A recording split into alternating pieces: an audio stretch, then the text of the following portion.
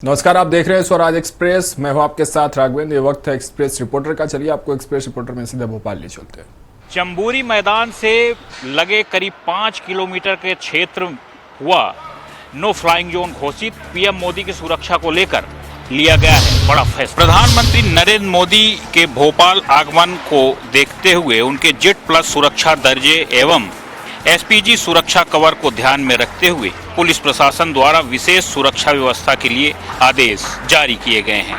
Police उपायुक्त एवं सुरक्षा नगरी पुलिस सोनाक्षी सक्सेना द्वारा जारी आदेश में प्रधानमंत्री मोदी का भ्रमण कार्यक्रम 31 मई को जम्बूरी मैदान में प्रस्तावित है। सुरक्षा व्यवस्था के तहत कार्यक्रम स्थल से 5 किलोमीटर की परिधि में ड्रोन, पैराग्लाइडर, हॉट बैलून एवं अन्य फ्लाइंग ऑब्जर्वेक्ट के उड़ान पर पूर्णतः प्रतिबंध रहेगा। यह प्रतिबंध 31 मई शनिवार को प्रातः 6 बजे से शाम 4 बजे तक लागू रहेगा। जम्बूरी से लगे क्षेत्र को रेड जोन तथा नो फ्लाई जोन घोषित किया गया है। आदेश का उल्लंघन करने पर दोषी व्यक्ति के विरुद्ध सख्त कार्रवाई करने का भी प्रावधान रखा गया है। दरअसल पर 31 मई को प्रधानमंत्री नरेंद्र मोदी भोपाल के जम्बूरी मैदान में करीब 2 लाख महिलाओं को संबोधित करेंगे और पीएम मोदी की सुरक्षा को देखते हुए एसपीजी ने कई बड़े नियम यहां पर लागू किए हैं, जिसके तहत यहां पर नो फ्लाइंग जोन घोषित कर दिया गया है। इसके साथ किसी भी प्रकार का ड्रोन भी नहीं उड़ाया जा सकता। भोपाल से एक्सप्रेस रिपोर्टर के लिए संदीप। शाजापुर में आज एक ऐसी दर्दनाक घटना सामने आई है जिसने सबको झकझोर कर रख दिया। एक तेज रफ्तार गाड़ी ने एक बेबस इंसान को इतनी बुरी तरह रौंदा कि देखने वालों की रूह कांप गई। ये पूरी घटना सीसीटीवी में कैद हुई है। शाजापुर के दुपाड़ा रोड पर एक तेज रफ्तार तूफान गाड़ी ने सड़क पर पैदल चल रहे एक व्यक्ति को जोरदार टक्कर मार दी। टक्कर इतनी भीषण थी कि व्यक्ति करीब 200 मीटर तक घसीटता चला गया। ये पूरी वारदात पास में लगे एक सीसीटीवी कैमरे में कैद हो गई, जिसकी तस्वीरें विचलित कर सकती है। घटना के बाद स्थानीय लोगों ने तुरंत 108 एम्बुलेंस को सूचना दी। घायल व्यक्ति को शाजापुर जिला अस्पताल लाया गया, जहां उसका उपचार कर उसकी गंभीर हालत को देखते हुए डॉक्टरों ने उसे तत्काल इंदौर रेफर कर दिया। पुलिस के अनुसार घायल व्यक्ति मानसिक रूप से विक्षिप्त बताया जा रहा है और उसकी पहचान अभी तक नहीं हो पाई है। वहीं वाहन चालक को हिरासत में ले लिया है और वाहन को थाने में खड़ा कर पुलिस फिलहाल इस पूरे मामले की जांच कर रही है। तो देखा आपने कैसे एक लापरवाही ने एक बेकसूर इंसान की जान को खतरे में डाल दिया। ये घटना एक बार फिर सड़क सुरक्षा नियमों की अनदेखी और तेज रफ्तार ड्राइविंग के गंभीर परिणामों को उजागर करती है। शाजापुर से एक्सप्रेस रिपोर्टर ओम प्रकाश प्रजापति। देश की पहली सोलर सिटी बनने का तमगा तो सांची को मिल गया। सांची की सड़कें आज भी अंधेरे में हैं। सोलर स्ट्रीट लाइट बंद पड़ी हैं। सोलर वाटर कूलर शोपीस बन गए हैं। लोग ठंडे पानी के लिए तरस रहे हैं।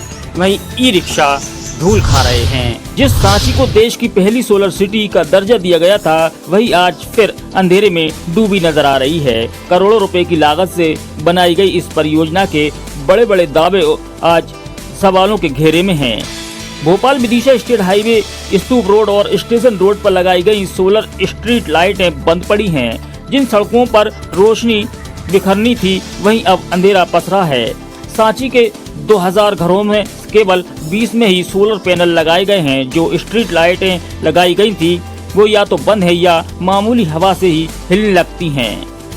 सांची में 5 स्थानों पर लगाए गए सोलर वाटर कूलर कभी शुरू ही नहीं हुए। रेलवे स्टेशन और स्तूप मार्ग बस स्टैंड परिसर पर लगाए गए सोलर वाटर कूलर अब शोपीस बनकर रह गए हैं। स्टेशन रोड पर मौजूद एक सब्जी विक्रेता ने बताया कि पूरी गर्मी निकल गई, लेकिन ठंडा पानी आज तक नसीब नहीं हुआ। सांची को प्रदूषण मुक्त बनाने के लिए ई रिक्शा उपलब्ध कराए गए थे।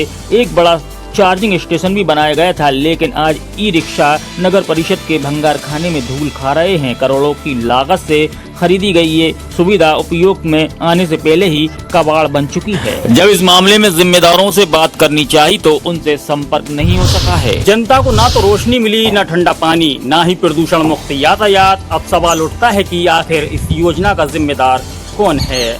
Naseem Ali, Express reporter, Raisen. नर्मदा से अवैध रेत परिवहन पर कार्यवाही। खनिज विभाग ने पिपलूद, खेड़ी, चिपाखेड़ी और कल्याणपुरा से 3 ट्रैक्टर ट्राली पकड़े। बड़वानी में नर्मदा नदी से अवैध रेत परिवहन की शिकायत पर खनिज विभाग ने कार्रवाई की है।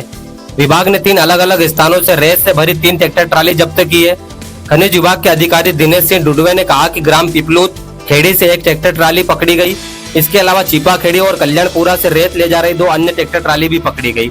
सभी वाहनों को खनिज विभाग परिसर में रखा गया। नर्मदा नदी से कई वर्षों से रेत माफिया पोकलेन मशीन और जेसीबी से अवैध रेत खनन कर रहे हैं। प्रशासन की सख्ती के बावजूद यह गतिविधि रुक नहीं रही। नदी का जल स्तर बढ़ने के कारण रेत माफिया पहले से स्टॉक की गई रेत का परिवहन कर रहे हैं। खनिज विभाग के अधिकारी ने कहा कि जैसे जैसे अवैध रेत परिवहन की शिकायतें मिलेंगी, विभाग कार्रवाई करता रहेगा।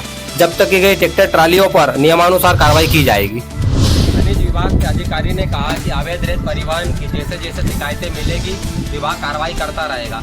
जब्त की गई ट्रैक्टर ट्रालियों पर नियमानुसार कार्रवाई की जाएगी। बड़वानी से स्वराज एक्सप्रेस के लिए अतुल कुमावत।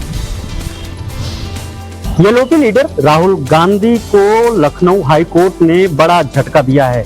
दरअसल सेना पर किए गए टिप्पणी पर कोर्ट ने उनको कोई राहत नहीं दी है। लखनऊ हाई कोर्ट ने कांग्रेस नेता राहुल गांधी को भारतीय सेना पर कथित अपमानजनक टिप्पणी के मामले में कोई राहत नहीं दी है। न्यायमूर्ति सुभाष विद्यार्थी की एकल पीठ ने उनकी याचिका खारिज कर दी है। मामला न्याय यात्रा के दौरान की गई टिप्पणी से जुड़ा हुआ है। राहुल गांधी पर आरोप है कि उन्होंने कहा था कि चीनी सैनिक हमारे सैनिकों की पिटाई कर रहे हैं। इस बयान को लेकर लखनऊ की एक स्थानीय अदालत में उनके खिलाफ परिवाद दाखिल किया गया था। स्थानीय अदालत ने इस मामले में राहुल गांधी को अभियुक्त रूप में समन जारी किया था, जिसके खिलाफ राहुल गांधी हाई कोर्ट पहुंचे थे। राहुल गांधी ने सेना के खिलाफ ये बयान अपने न्याय यात्रा के दरमियान दिया था। इस मामले को लेकर के स्थानीय अदालत ने उनके खिलाफ समन जारी किया था, जिसके खिलाफ वो लखनऊ हाई कोर्ट आए थे, लेकिन यहाँ पर भी राहत नहीं मिला। लखनऊ से एक्सप्रेस रिपोर्टर घनश्याम निशान चौरसिया। पूरे उत्तर प्रदेश समेत प्रतापगढ़ जनपद में इस वक्त भारी गर्मी पड़ रही है। मई के लास्ट महीने में चिलचिलाती धूप से लोग परेशान नजर आ रहे हैं। ऐसे में कचहरी के बगल एसपी ऑफिस के बगल में नगर पालिका द्वारा लगाया गया वाटर एटीएम खड़ा हुआ है, उसमें पानी नहीं आ रहा है। लोग परेशान नजर आते हैं पानी न मिलने की वजह से। मई के लास्ट महीने में भीषण गर्मी पड़ रही है। आसमान से सूरज आग उगल रहा है। ऐसे में जिला कलेक्ट्रेट कचहरी के बगल और एसपी ऑफिस के पास लगा वाटर एटीएम खराब पड़ा हुआ है। यह वाटर एटीएम स्टैचू बनकर रह गया है। इसमें पानी नहीं आता है। यह नगर पालिका के द्वारा लगवाया गया है। उत्तर प्रदेश के मुख्यमंत्री योगी आदित्यनाथ की तस्वीरें और नगर पालिका के अध्यक्ष प्रेमलता की फोटो इसमें है, लेकिन इसमें पानी नहीं आता है। जो लोग आते हैं, देखते हैं और पानी नहीं निकलता है तो वापस चले जाते हैं। नगर पालिका का वाटर एटीएम इस वक्त 100 पीस बनकर रह गया है। जब लोग आते हैं अपनी प्यास बुझाने के लिए तो उसमें पानी नहीं निकलता है तो लोग मायूस चले जाते हैं वापस। बड़ा सवाल उठता है कि नगर पालिका यह वाटर एटीएम क्यों नहीं ठीक करवा रहा है, जिससे लोग पानी पी सके। यह वाटर एटीएम इतनी लागत से लगा हुआ है, लेकिन उसमें कोई पानी नहीं आता है। वाटर एटीएम में नगर पालिका की अध्यक्ष प्रेमलता की फोटो और उत्तर प्रदेश के मुख्यमंत्री योगी आदित्यनाथ की फोटो लगी है, लेकिन उसमें पानी नहीं आता है। Dipendra Kumar Singh, Express reporter, Pratapgarh. रानी अहिल्याबाई होलकर की 300वीं जयंती के अवसर पर राजधानी रायपुर के सीएम हाउस में एक संगोष्ठी का आयोजन किया गया। सीएम हाउस में आयोजित इस संगोष्ठी में मध्य प्रदेश के कैबिनेट मंत्री प्रहलाद पटेल मुख्य प्रवक्ता के रूप में शामिल हुए। संगोष्ठी में सीएम विष्णुदेव साय विशेष रूप में शामिल हुए। इस दौरान कृषि मंत्री रामविचार नेताम, केंद्रीय राज्य मंत्री तोखन साहू, भाजपा के प्रदेश अध्यक्ष किरण सिंहदेव समेत कई विधायक व बीजेपी के वरिष्ठ नेता भी मौजूद रहे। संगोष्ठी में समाज प्रमुख, डॉक्टर, इंजीनियर, वकील, साहित्यकार व प्रबुद्ध जन भी विशेष। संगोष्ठी को संबोधित करते हुए सीएम विष्णुदेव साय ने कहा कि रानी अहिल्याबाई होलकर के जीवन को हमें जानना चाहिए ताकि उनकी जीवन से हम सीख ले सकें। रायपुर से एक्सप्रेस रिपोर्टर दिलीप साहू। लोकसभा में नेता प्रतिपक्ष और कांग्रेस सांसद राहुल गांधी 3 जून को मध्य प्रदेश दौरे पर रहेंगे। लोकसभा में नेता प्रतिपक्ष व कांग्रेस सांसद राहुल गांधी 3 जून को मध्य प्रदेश दौरे पर रहेंगे। राहुल गांधी यहां संगठन सृजन कार्यक्रम में शामिल होंगे। राजधानी भोपाल में एआईसीसी ऑब्जर्वर को वो संबोधित करेंगे, जिसको लेकर कांग्रेस का कहना है कि भीतरघातियों को ब्लॉक और जिला स्तर पर चिन्हित कर बार का रास्ता दिखाया जाएगा। राहुल गांधी की सोच है कि जमीन पर पार्टी के लिए काम करना है और उनको सम्मान मिलना चाहिए।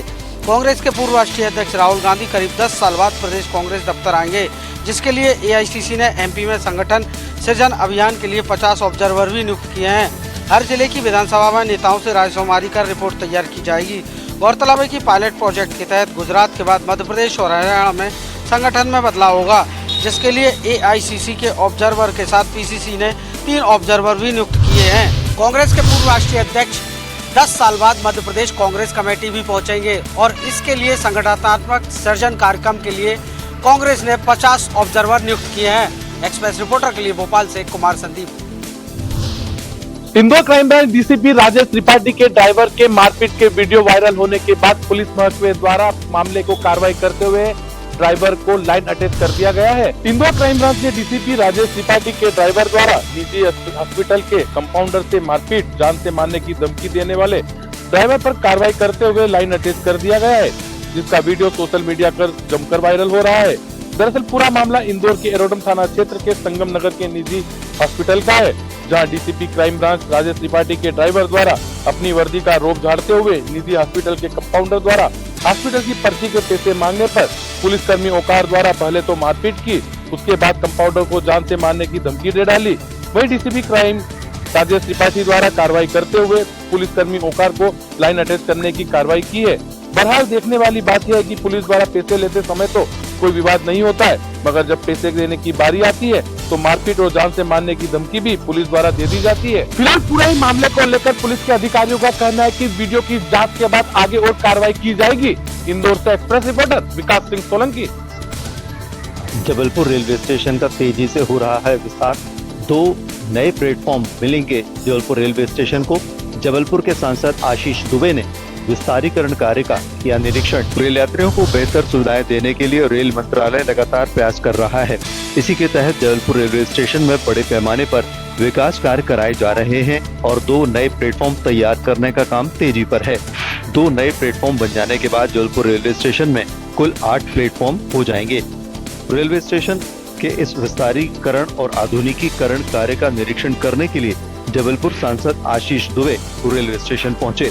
इस दौरान रेल अधिकारियों ने विकास कार्य की जानकारी दी और बताया कि जल्द ही जबलपुर रेलवे स्टेशन हाईटेक सुविधाओं से लैस हो जाएगा। दरअसल प्रधानमंत्री नरेंद्र मोदी के निर्देश के बाद मध्य प्रदेश के अंतर्गत आने वाले सभी रेलवे स्टेशनों का आधुनिकीकरण का काम किया जा रहा है, जिससे रेल यात्रियों को भरपूर सुविधाएं मिल सकेंगी।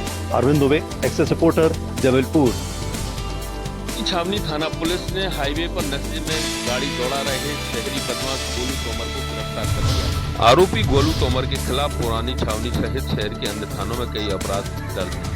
पुरानी छावनी थाना प्रभारी क्षमा राजौरिया ने मामले की जानकारी देते हुए बताया कि पुलिस को सूचना मिली थी कि नेरावली बाईपास के पास एक कार संदिग्ध रूप से हाईवे पर देखी गई है। पुलिस टीम ने पीछा कर जब कार को रोका तो चालक नशे की हालत में मिला। पकड़े गए आरोपी का नाम गोलू तोमर बताया गया, जिसका पुराना आपराधिक रिकॉर्ड है। पुलिस ने तत्काल आरोपी को मेडिकल के लिए अस्पताल भिजवाया और उसकी कार भी जब्त कर दी। पुलिस फिलहाल आरोपी से पूछताछ कर ये पता लगाने की कोशिश कर रही है कि उसने और कौन कौन सी वारदातों को अंजाम दिया है। साथ ही उसको न्यायालय में पेश किया जाएगा, जहाँ से रिमांड भी मांगी जा सकती है। ग्वालियर से